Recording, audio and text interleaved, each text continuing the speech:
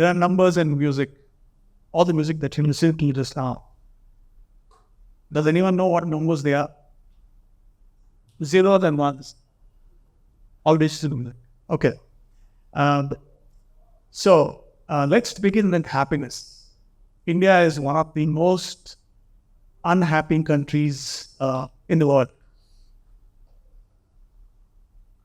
Right? It's 136 out of 149 or 146. The last one is Afghanistan. And the other country that you see here is Finland. That's ranked number 1. So if you begin to wonder what is happiness.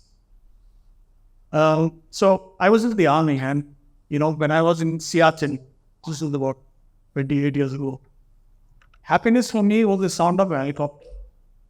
Because sitting on a mountain top, and it's only a helicopter that can come in and get you letters.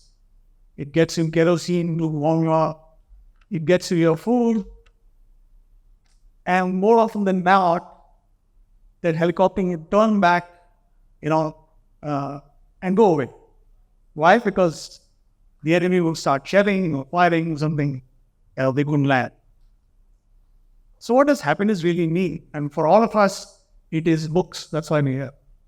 Is it really possible to rank happiness? And in India, 75% of the power is generated by book. And as a comparison, I'll tell you about Canada. Canada is 97% renewable energy. The other number to know is that creating an electric car is 3 times as polluting as creating a conventional, manufacturing a conventional. And it's basically because of the battery inside it. So when you consider these two numbers, 3x more polluting and 75% of the country is run on coal, we would, look at that and think about buying an electric car again. Right? Next.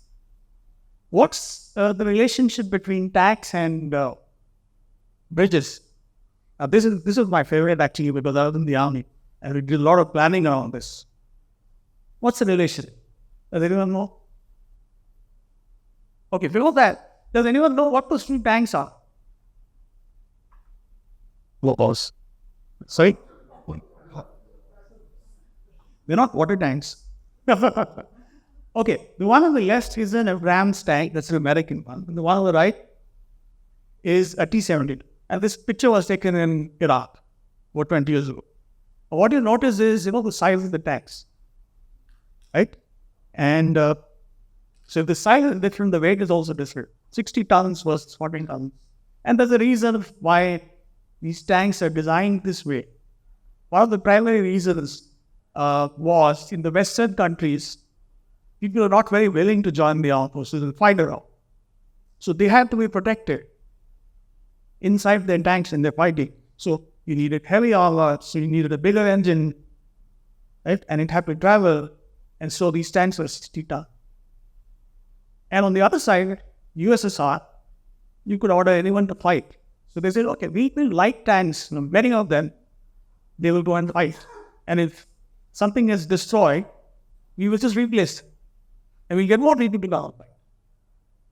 Now, how does that relate to the bridges? Our 60-ton tank obviously needs a heavier, strong bridge to cross. A 60-ton needs about 70-ton load of bridge. Any civil engineers?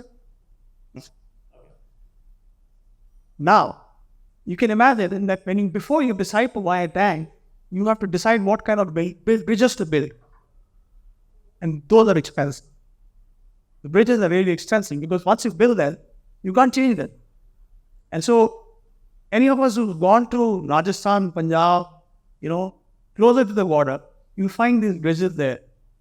And when you look at this photo, you can understand why those bridges are what they are. Okay? And if you want to change a 40-ton tank to a 60-ton tank, you have to go and rebuild all of those bridges. And with that, anyone knows what's the weight of the new Arjun tank? It's 60 tons. Okay. That's what I have on numbers. And that's the book, Numbers Don't Lie. But they can mislead you. Thank you.